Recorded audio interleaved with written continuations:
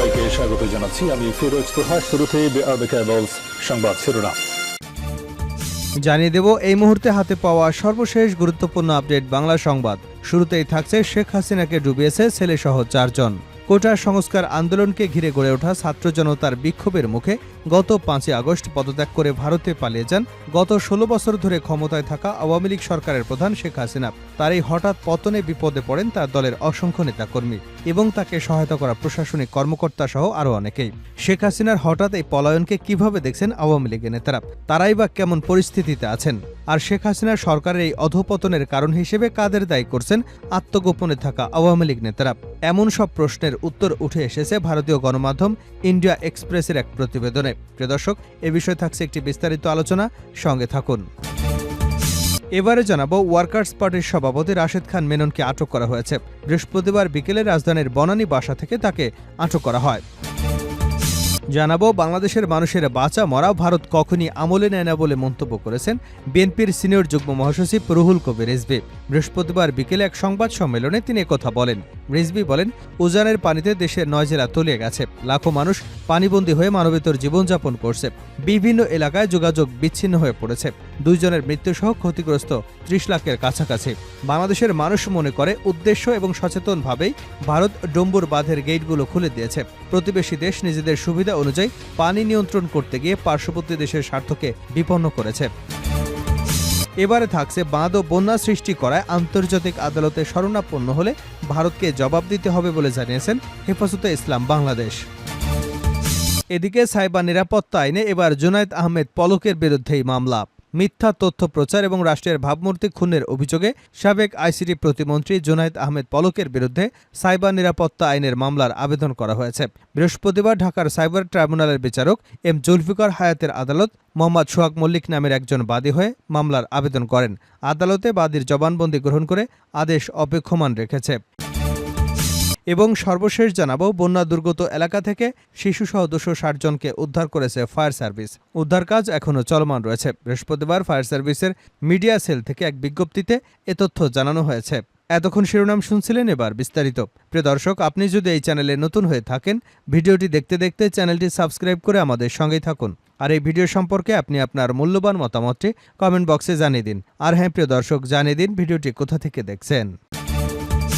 শেখ হাসিনাকে ডুবিয়েছে ছেলেসহ 4 জন, ভারতীয় মিডিয়ার খবর। কোটা সংস্কার আন্দোলনকে ঘিরে গড়ে ওঠা ছাত্র জনতার বিক্ষোভের মুখে গত 5 আগস্ট পদত্যাগ করে ভারতে পালিয়ে যান গত 16 বছর ধরে ক্ষমতায় থাকা আওয়ামী লীগ সরকারের প্রধান শেখ হাসিনা। তার এমন হঠাৎ পতনে বিপদে পড়েন তার দলের অসংখ্য নেতাকর্মী এবং তাকে সহায়তা করা প্রশাসনিক কর্মকর্তা সহ অনেকেই। শেখ হাসিনা হঠাৎ এই পলায়নকে কিভাবে দেখছেন আওয়ামী লীগের নেতারা, তারাই বা কি পরিস্থিতিতে আছেন, এই হাসিনা সরকারের অধঃপতনের কারণ হিসেবে কাদের দায়ী করছেন আত্মগোপনে থাকা আওয়ামী লীগ নেতারা, এসব প্রশ্নের উত্তরে উঠে এসেছে ভারতীয় গণমাধ্যম ইন্ডিয়া এক্সপ্রেসের এক প্রতিবেদনে। বৃহস্পতিবার প্রকাশিত ওই প্রতিবেদনে গণমাধ্যমটি জানিয়েছে, তারা গত 1 সপ্তাহ আত্মগোপনে থাকা এসব নেতার বেশ কয়েকজনের সাথে কথা বলতে সক্ষম হয়েছেন। এসব নেতা অভিযোগ করেছেন শেখ হাসিনাকে ডুবিয়েছেন তার ছেলে সজীব ওয়াজেদ জয় সহ 4 জন। আমি আপনাদের সঙ্গে কথা বলতে পারবো না, আমি আত্মগোপনে আছি, ফোনে কথা বলতে পারি, নিরাপদ কোনো স্থানে আমি আপনার সঙ্গে দেখা করার চেষ্টা করব, আপনার গতিবিধি নজরদারি করা হবে, তাই আমি আপনার সাথে দেখা করতে পারবো কিনা জানি না। এগুলো ক্ষমতাচ্যুত শেখ হাসিনা সহ তার দল, আওয়ামী লীগের কয়েকজন নেতাকর্মী এবং সাবেক সরকারের সাথে সংশ্লিষ্ট গোয়েন্দা সদস্যদের পাঠানো কিছু বার্তা, যা দ্য ইন্ডিয়ান এক্সপ্রেস পেয়েছে। দ্য ইন্ডিয়ান এক্সপ্রেস গত 1 সপ্তাহে এই ব্যক্তিদের কারো কারো সাথে অপ্রকাশিত অবস্থানে দেখা করতে এবং কথা বলতে সক্ষম হয়েছে। এই ব্যক্তিদের অভিন্ন কথা, হাসিনা দল এবং জনগণকে পরিত্যাগ করেছে। তার মধ্যে আওয়ামী লীগের এক নেতা বলেন, আপা হাসিনা আমাদের ছেড়ে চলে গেছেন।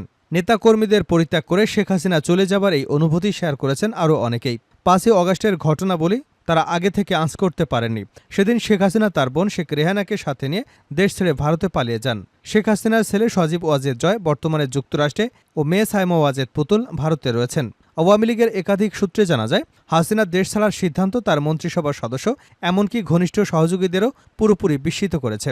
এক নেতা বলেন, আমরা টেলিভিশনে খবর দেখে এটা জানতে পারি। আওয়ামী লীগের এক নেতা বলেন, 5 আগস্ট শেখ হাসিনা চলে যাবার পর আমরা একটা সময় শুধু বাড়ি থেকে বের হয়ে যাওয়ার সুযোগ পাই।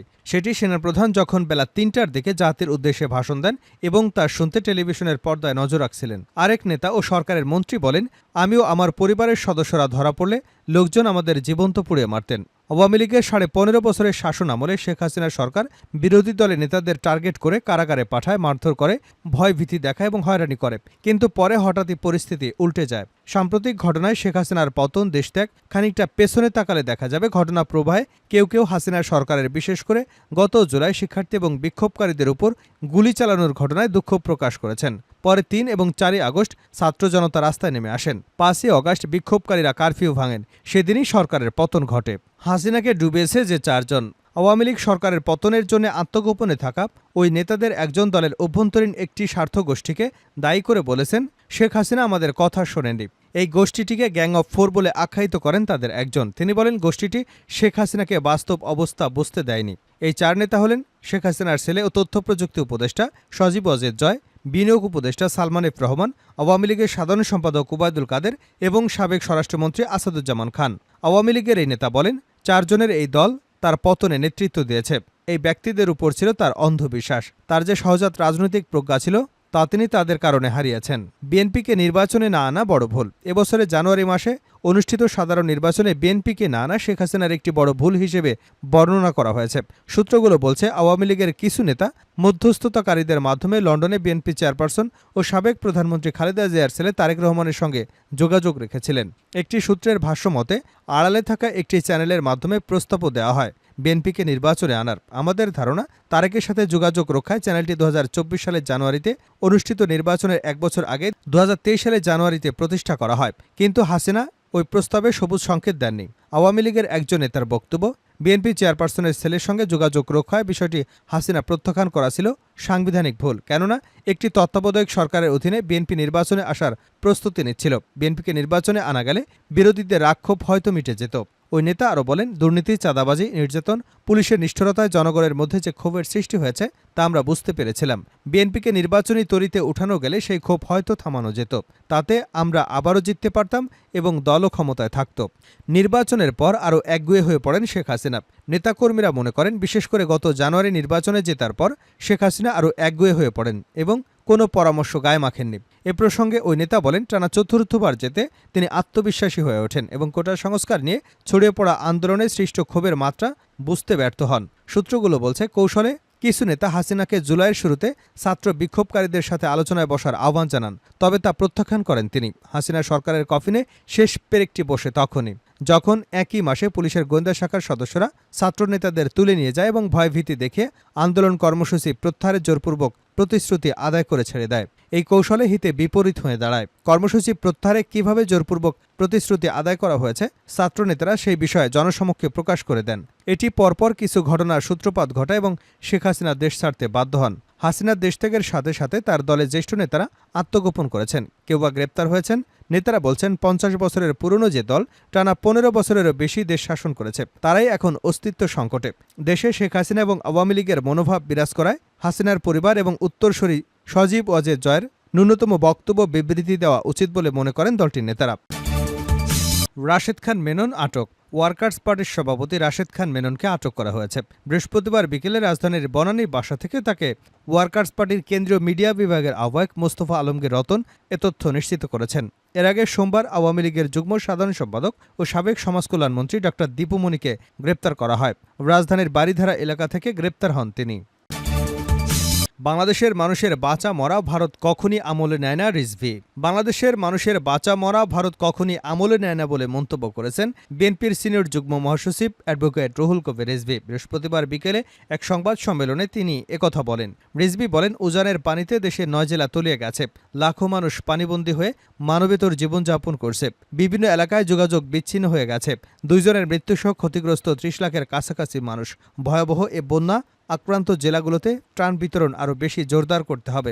এবারের বন্যা 2.5 দশকের মধ্যে সবচেয়ে ভয়াবহ। তিনি বলেন, বাংলাদেশের মানুষ মনে করে উদ্দেশ্য সচেতনভাবেই ভারত ডম্বুর বাঁধের গেটগুলো খুলে দিয়েছে। প্রতিবেশী দেশ নিজেদের সুবিধে অনুযায়ী পানি নিয়ন্ত্রণ করতে গিয়ে পার্শ্ববর্তী দেশের স্বার্থকে বিপন্ন করেছে। বাংলাদেশের মানুষের বাঁচা মরা তারা কখনই আমলে নেয় না। বাংলাদেশের প্রশ্নে ভারত কখনই ন্যায় নীতির নির্দেশ গ্রাহ্য করেনি। বিএনপির এই নেতা বলেন, বন্যা আক্রান্ত মানুষের পাশে দাঁড়াতে তারেক রহমান, বিএনপি এবং অন্য এর অঙ্গ ও সহযোগী সংগঠন সহ তিনি দেশের সামর্থ্যবান ও ধনী ব্যক্তিদের বন্যার্তদের সাহায্য করবার আহ্বান জানিয়েছেন। আন্তর্জাতিক আদালতে শরণাপন্ন হলে ভারতকে জবাব দিতে হবে হেফাজতে ইসলাম। বাঁধ এবং বন্যা সৃষ্টি করায় আন্তর্জাতিক আদালতে শরণাপন্ন হলে ভারতকে জবাব দিতে হবে বলে জানিয়েছে হেফাজতে ইসলাম বাংলাদেশ। বৃহস্পতিবার দলটির আমির আল্লামা মহিবুল্লাহ বাবুনগরী ও মহাসচিব আল্লামা সাজিদুর রহমান সংবাদ মাধ্যমে পাঠানো এক বিবৃতিতে একথা বলেন। তারা বলেন, কোনো ধরনের সতর্কতা ছাড়াই ভারত বাঁধ খুলে দিয়েছে। এর ফলে ফেনী এবং নোয়াখালী ডুবে গেছে। দেশের আরও কয়েকটি অঞ্চলে বন্যার তীব্র আশঙ্কা রয়েছে।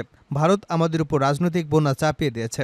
আমরা অবশ্যই এই অনাচারকে রাজনৈতিকভাবে মোকাবেলা করব ইনশাআল্লাহ। বিবৃতিতে বলা হয়, আন্তর্জাতিক কনভেনশন অনুসারে উজানের দেশে কখনো অভিন্ন আন্তর্জাতিক নদীতে এমন বাঁধ দিতে পারবে না, যা ভাটির দেশে নদী ব্যবস্থাকে ক্ষতিগ্রস্ত করবে। কিন্তু ভারত সবসময় আমাদের সঙ্গে আগ্রাসী আচরণ করেছে। আন্তর্জাতিক আইনের তোয়াক্কা না করে একের পর এক অভিন্ন নদীতে বাদ দিয়ে আমাদের নদী ব্যবস্থা এবং কৃষি ব্যবস্থা দুটোরই ক্ষতি সাধন করেছে। বিবৃতিতে আরও জানানো হয়, ভারত প্রয়োজনের সময় পানি দেয় না, কিন্তু প্রতিবছর নিজেদের স্বার্থে বাঁধ খুলে দিয়ে সীমান্তবর্তী অঞ্চলগুলোকে বন্যায় ভাসিয়ে মানবিক বিপর্যয় তৈরি করেছে। বন্যায় নিহত প্রতিটি লাশের চড়া মাশুল ভারতকে দিতে হবে। বন্যা দুর্গত এলাকা থেকে শিশুসহ 260 জনকে উদ্ধার করেছে ফায়ার সার্ভিস। বন্যা দুর্গত এলাকায় আটকে পড়া শিশুসহ 260 জনকে উদ্ধার করে নিরাপদ স্থানে স্থানান্তর করেছে ফায়ার সার্ভিস ও সিভিল ডিফেন্স। বৃহস্পতিবার বিকেল পর্যন্ত তাদেরকে উদ্ধার করা হয়। উদ্ধার কাজ এখনও চলমান রয়েছে। বৃহস্পতিবার ফায়ার সার্ভিসের মিডিয়া সেল থেকে এক বিজ্ঞপ্তির মাধ্যমে এ তথ্য জানানো হয়েছে। বিজ্ঞপ্তিতে বলা হয়েছে, বন্যা দুর্গত এলাকায় ফায়ার সার্ভিস এবং সিভিল ডিফেন্সের উদ্ধার কাজ পরিচালনা করছে। তাদের সাথে স্থানীয় স্বেচ্ছাসেবকরাও যোগ দিয়েছেন। উদ্ধার কাজে সার্বক্ষণিক খোঁজ রাখতে ঢাকার মনিটরিং সেল খোলা হয়েছে। তাছাড়া ফায়ার স্টেশনগুলোকে আশ্রয়স্থল হিসেবেও ব্যবহার করা যাবে বলেও জানানো হয়েছে। এতে আরও বলা হয়, চট্টগ্রাম থেকে 16 সদস্যের একটি এবং ঢাকা ও বরিশাল থেকে 10 সদস্যের 3টি উদ্ধারকারী দল ফেনী বন্যা কবলিত এলাকায় পাঠানো হয়েছে। বৃহস্পতিবার দুপুরে উদ্ধারকারী দল ফেনীর উদ্দেশ্যে রওনা দিয়েছে। দলগুলোর সাথে water rescue tender, TV canter গাড়ি, microbus, rescue command vehicle, Gemini boat, engine সহ inflatable boat, life jacket, life boat সহ বিভিন্ন উদ্ধার সরঞ্জাম রয়েছে।